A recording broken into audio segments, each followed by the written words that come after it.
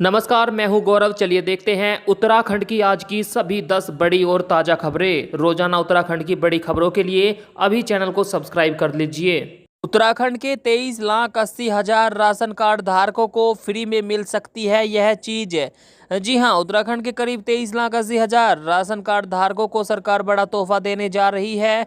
मुख्यमंत्री दाल पोषित योजना के तहत राज्य सरकार को केंद्र से मसूर और तुअर की दाल मिलेगी। इसके तहत सभी को 2 किलो दाल उपलब्ध करवाई जाएगी। फिलहाल दाल की कीमत तय नहीं हो पाई। एक अनुमान के हिसाब से दाल की कीमत बाजार की तुलना में 15 से 20 रुपये कम हो सकती है।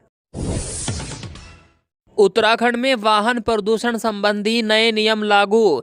केंद्रीय परिवहन मंत्रालय के पीयूष सर्टिफिकेट संबंधित नियम अब उत्तराखंड में भी लागू हो गए हैं। इसके तहत प्रदूषण नियंत्रण प्रमाण पत्र में वाहन मालिक के मोबाइल नंबर सहित उसका पूरा ब्यौरा दर्ज होगा। अब अगर वाहन मानक से ज़्यादा प्रदूषण फैलता पाया गया तो वाहन मालिक पर भारी जुर्माना हो सकता है। इसके साथ ही वाहन की जब्ती भी हो सकती है। उत्तराखंड के इन रूटों पर दौड़ेगी स्मार्ट एसी बसें। मुख्यमंत्री तीरथ ने दिखाई हरी झंडी। सैला कुई देहरादून रायपुर रूट पर आज से 5 स्मार्ट इलेक्ट्रिक एसी बसों का संचालन किया जा रहा है। मुख्यमंत्री तीरथ सिंह रावत ने परेड ग्राउंड से स्मार्ट बसों को हरी झंडी दिखाकर रवाना किया। यह बसें 32 किलोमीटर तक चलेगी और न्यूनतम किराया 10 रुपये है। बता दें, मुख्यमंत्री ने परेड ग्राउंड में बने स्मार्ट टॉयलेट का भी निरीक्षण किया और परेड ग्राउंड से सचिवालय तक स्मार्ट बस से सफ़र किया। कार्बेट पार्क में महिलाएं करवाएंगी सफारी। ऐसा करने वाला देश का पहला पार्क। उत्तराखंड के नैनीताल जिले के कार्बेट पार्क में अब महिला चालक भी पर्यटकों को सफारी कराएगी। विभाग के पास इस पद के लिए फिलहाल 60 आवेदन आए हैं। कार्बेट पार्क में सफारी के लिए 250 जिप्सी पंजीकृत है, जिससे करीब 500 लोगों को रोजगार मिला हुआ है। अब इनमें 50 महिला चालक भी शामिल होगी। बता दें, महिला चालकों को भर्ती करने वाला यह देश का पहला पार्क है। पिथौरागढ़ में पेट्रोल डीजल समाप्त, सब्जियों के दाम छू रहे आसमान। जी हां, उत्तराखंड के पिथौरागढ़ जिले के प्रमुख मार्ग 125 NH टनकपुर पिथौरागढ़ मार्ग बीते 6 दिनों से बंद होने के कारण जिले में आवश्यक वस्तुओं की कमी हो चुकी है। पेट्रोल पंपों पर पेट्रोल डीजल समाप्त हो गया। बाजार में सब्जियां नहीं हैं। टमाटर के भाव आसमान छू रहे हैं। टमाटर 80 से 100 रुपये किलो बिक रहा है। आलू 30 रुपये किलो हो चुका है। रिकॉर्ड 1 लाख से ज़्यादा लोगों का हुआ वैक्सीनेशन। उत्तराखंड में बीते 24 घंटों में रिकॉर्ड तोड़ टीकाकरण हुआ है। प्रदेश भर में 890 केंद्रों पर 1,14,168 लोगों को टीका लगाया गया। वहीं राज्य में अब तक 45 वर्ष से अधिक उम्र वाले 5,23,278 लोगों को टीके की दोनों खुराक दी जा चुकी है। बता दें, 21 जून से देश में वैक्सीनेशन की रफ्तार को तेज किया गया है। देश भर में रिकॉर्ड वैक्सीनेशन पर प्रधानमंत्री मोदी ने वेल डन बोला। जल्द शुरू हो सकती है पिथौरागढ़ देहरादून हवाई सेवा। केंद्र सरकार ने देहरादून पिथौरागढ़ के बीच हवाई सेवा शुरू करने के लिए टेंडर प्रक्रिया शुरू कर दी है। इससे अब जल्द ही संचालन के लिए कंपनी का चयन हो सकता है।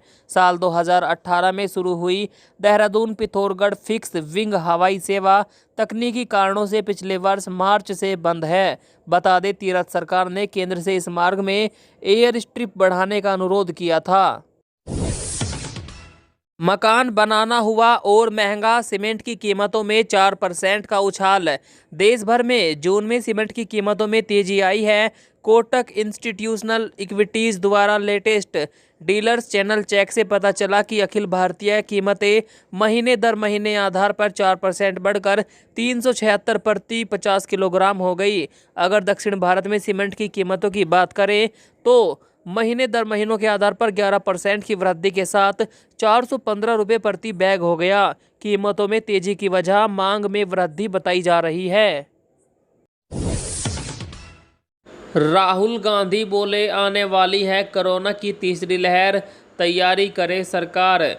कांग्रेस नेता राहुल गांधी ने कोरोना की तीसरी लहर के लिए केंद्र सरकार को आगाह करते हुए कोरोना पर श्वेत पत्र जारी किया है। उन्होंने कहा कि श्वेत पत्र का लक्ष्य देश को तीसरी लहर के लिए तैयार करने में मदद करने के लिए है। कोरोना की तीसरी लहर आने वाली है, इसलिए सरकार को पहले से ही तैयारी कर लेनी चाहिए।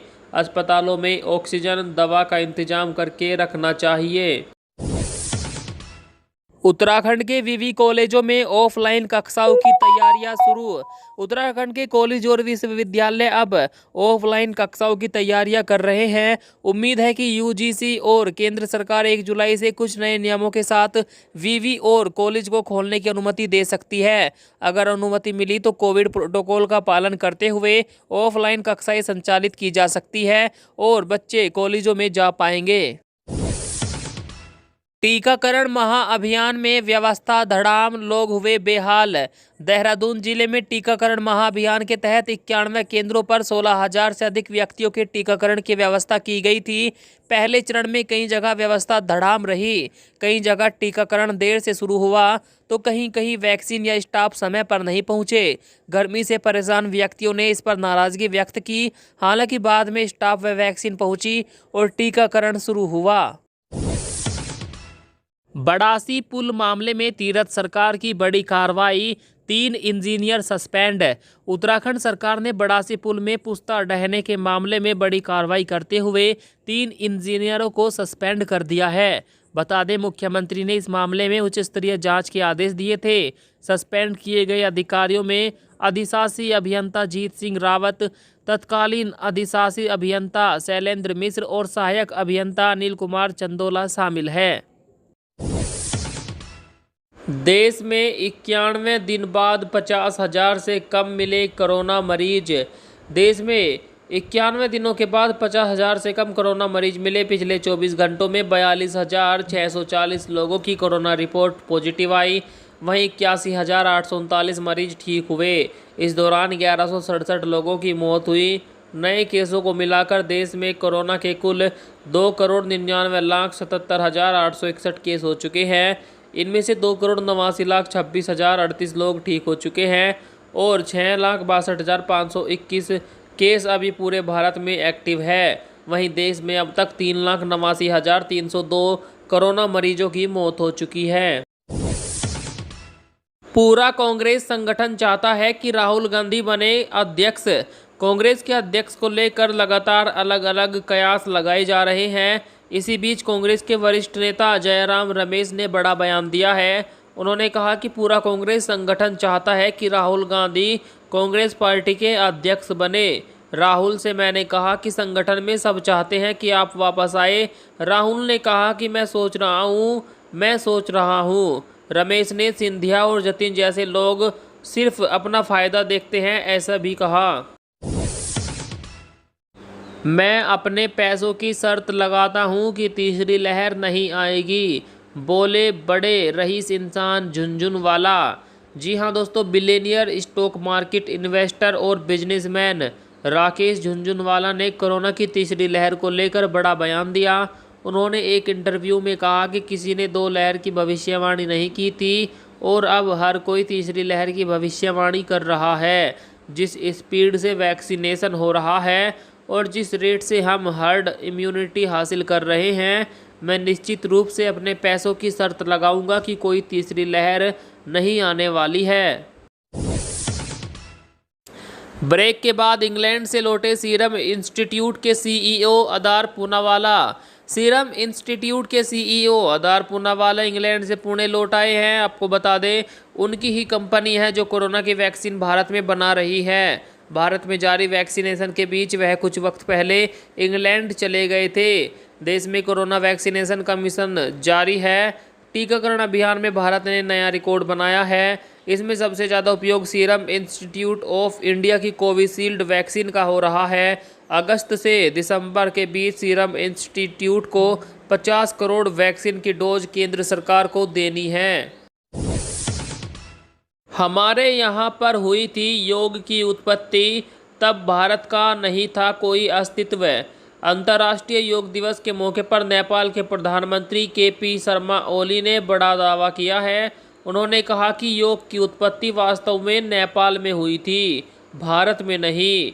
जब योग अस्तित्व में आया उस समय भारत का कोई अस्तित्व नहीं था।